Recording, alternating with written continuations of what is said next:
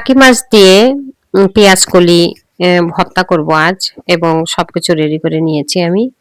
এখন প্রথমে মাছগুলো আগে ভেজে নিচ্ছি, ভেজে তুলে নেব।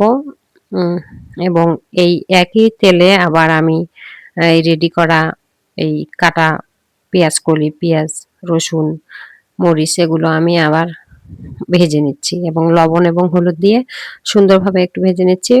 তো প্রথমে একটু ভাজা হতে হতে আমি মাছগুলো একটু কাটা বাছিয়ে নেই।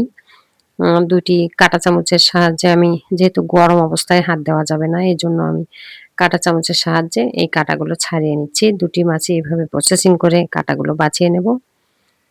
তারপর এগুলো আবার এই ভাজির মধ্যে এই বাছা মাছগুলো, কাটা বাছা মাছগুলো দিয়ে আরো একটু ভাজি করে নেব। এবার ভাজিটি সুন্দরভাবে হয়ে আসলে, এই দেখুন হয়ে গেছে, এখন আমি ভর্তা করে নেব। এই ভর্তাটাই সুন্দরভাবে ম্যাশ করে নিয়ে হয়ে গেল আমাদের সুন্দর ভর্তা, টাকি মাছের ভর্তা।